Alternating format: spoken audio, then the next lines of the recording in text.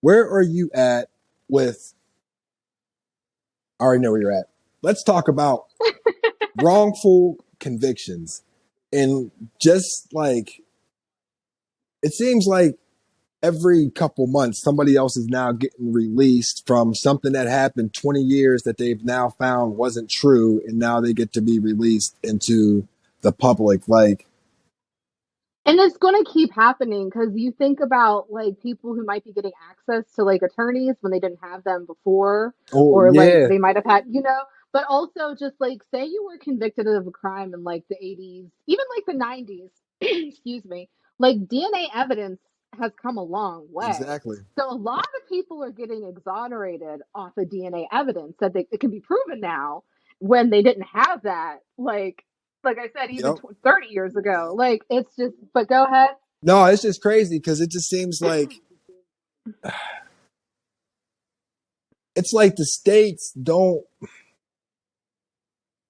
the amount of money that they like, if that's the case, because not all states actually award people with money whenever they get out, but like the compensation that goes to these people, or I feel like it's just like the level of, or the lack of empathy for these people who have gone through these traumatic type experiences because they've lost decades of their life due to Yeah. somebody not following up on the right evidence or somebody making a false report. Like, after a while, I feel like these states need to be punished, and I feel like these people who are getting out, like, not only should they not have to work for the rest of their fucking life, but there should be something that is set in place that, like, I don't know. It's just crazy to me, and it's just beyond my comprehension on how these things. But like you said, they're going to keep on arising. But how these things happen, and people are just okay with it being a small percentage, whether it's a small percentage or not. Like, one I person, think it's much bigger than we I think. agree, and one person going through that Much experience to bigger. me is just crazy. Like that, I would not know what to do if that ever happened to anybody in our family. Like that would, It's it's first, it's like you said, like whatever check that they give you, like even the ones that I've seen that are like pretty like decent amounts. You remember like you said that they spent decades of their life in prison, and it's a drop in the bucket. Like the earnings that you've lost, the life that you lost, just yeah, all of that stuff. Like people move on without you. Like when you go to prison, like that's what they do. And I mean, and then it also goes back to like our system. Like I was listening to a podcast, 5-4. The Supreme Court ruled that you really can't sue prosecutors for fucking up cases. so they have like a some type of protection. There's immunity. Yeah, there's Oh, an okay, immunity, okay, okay. prosecutor immunity. That was the word I was trying to Yeah, find. yeah. But yeah, Attorney-client it's privilege almost. like, Is that the attorney-client yes, but privilege? like for the state. Okay. Well, Was that, oh, it's different? like, so this is the person like charging you for the crime. Like this is the person working on behalf of the state or whatever Ah, okay. to No, bring a case my against fault, you. my fault, my fault. Yeah, I'm tripping, Yeah. I'm tripping. I got you, I got you. So even when people have found like extreme like gross misconduct, like I said, the Supreme Court ruled that like there's no recourse to sue these people. Wow, wow. So Because in and certain, then us, because in certain situations and in certain like law, like you can countersue somebody making a claim or a suit on you, but in that absolutely. okay, whoa, whoa, whoa. I did not realize that at all. I didn't know that. Why I didn't know until I listened to that podcast episode. I was just sitting there with my mouth hanging open. Damn. So this person, and like I said, like we're talking misconduct, like we're talking fabricating evidence against you, Yeah. like the worst shit you could possibly imagine. And it's just like, what are you going to And do? that's Like, or when you go back to like the 70s, 80s and things like that, like that's what I mean. Like I don't know who you can actually punish, like because those people were probably well beyond retired and everything else like that. But yeah.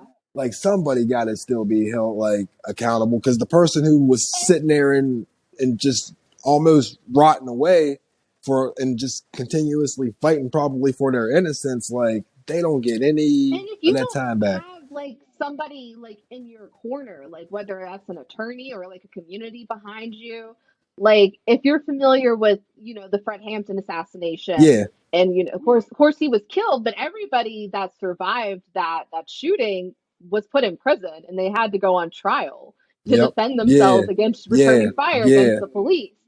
And I read that book, The Assassination of Fred Hampton, a couple of years back, and a lot of the book has to do with like with their trial and trying to get these people. And that's when we found out about COINTELPRO and basically not basically the FBI infiltrating like Yeah. different. Yeah, so that's where all that stuff comes from. But if they don't have like a community like the Black Panthers, obviously they were decimated after Fred Hampton died. He was a big part of that movement, but they don't have like this like local Chicago community and these lawyers who basically were willing to work for nothing to keep these people out of prison, then they go to prison because they're poor. Like they don't have and those resources. That's crazy. Do you know the piece that came on about that story? Because I'm trying to just tag that in for anybody who wants to find it. Because actually, like, I didn't really know too much about it until I saw something. Something was documented. I don't know if it was like a series where it was like reenacted or if it was actually a Oh, I don't documentary. But know. somebody actually took that story and actually like it's available to the public. I don't know if it's like a Netflix thing, if it's a Hulu thing. I don't know if it's a I documentary would or if imagine, somebody yeah. actually like recreated that situation. It might be even a movie, but The they book, can check it yeah, out.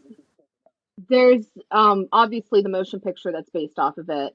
The motion picture, it doesn't follow the trial. It follows basically Fred Hampton's life up until the What year assassination. was that? What year was that made? The movie was it 2021? It might have been a movie then. I might have watched a movie then. Okay. Okay, I knew I seen With something regarding this story. I didn't know if it was a Yeah, Daniel Kaluuya was Fred Hampton. oh Lakeith it was Stanfield. the movie then. Yep, it was the movie. That's exactly what it was. Yeah, it was really great. Yeah, He got an Oscar for that. Like it was, and it's based in part off of the book I read. And like I said, it takes you past his assassination. It leads up to the assassination, and like basically, it was just so crazy. Like the misconduct, like from the police, like just the levels. Like no, yeah, the crime scene was never like for hours after the assassination happened. It was never like cornered off. Like people were walking in through it and being like, and they were like doing their case that way. Like the lawyers were there in the crime scene, of like trying course. to piece together. But like it was the good guys this time. But the police didn't even bother to like That's some bullshit. blockade it off. It's insane. It's just insane. There was so many stories. There was a couple of stories in that book that I'm just like, I wish that I had the stamina to be a defense attorney because it is not easy work, especially public defenders. That's part of the whole system. Like public defenders are severely underpaid, Yeah, and because they're underpaid, they're in short supply, and so they get these unmanageable caseloads. And so you can have like a really good lawyer who's a public defender, and they can be good in your case and everything, yeah, but they're just so overworked. And because the pay is not that great, and because like basically the perks aren't that great, like le- you're supposed to when you graduate from law school, you if you work 10 years in the public sector, and that's prosecutor, public defense, yeah, all that yeah, stuff, you're supposed to get your debt forgiven. But that system is so fickle. Like you could do anything and then you will start back at one day. Like they'll take you down to zero. Like this woman was talking about, she was a prosecutor, not a prosecutor, she's a public defender for I think 6, 7 years. okay, And end is in sight. She goes to submit like her tax documents because they have to, it's all that stuff you have to yep, submit. And she'd gotten married and she didn't send her husband's information. And they were like, okay, back at square one. And she was like, can I just send the information? yeah. No. Like that she was starting at That's that zero bullshit. after it's that, but like so like there are times when I'm like, I would love to do public interest work, but I don't even know if the yeah, it's just a system that is going to continue to Nah, fail itself, is what I'm getting at. I agree. And it's Like, from my understanding too. It seems like they got a lot of work with. Seems like a lot of those prosecutors and judges sometimes got a lot of like. There's some types of like collusion going on between them. So it seems like they already got that's like a a lot. Public defenders will greatly criticize that. really. Okay, Definitely. yeah. Uh-huh. So It's definitely a problem. It's definitely something that people talk about. It's just depressing. It's really depressing. Like you were talking about, like these because really what people need is time and attention on their cases. And if we had a system that supported that, like you listen to like the OJ case, and basically he gets off because, I mean, obviously like the court of public opinion, different things of that nature, but because he could afford this team of lawyers. Yeah. Well, And there was another case I was reading about where basically it was a white collar crime. This man had taken people's life savings, like done real harm, real damage, yeah. without a doubt.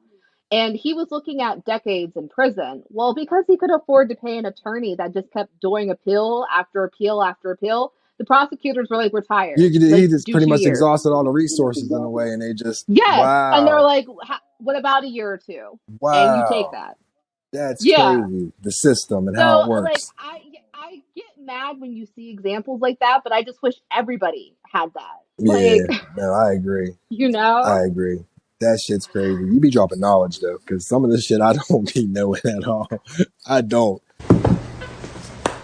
Thanks for watching the YouTube page. For more exclusive content, like and subscribe. And if we said something wrong or if there's anything you want us to bring up, leave a comment right down there.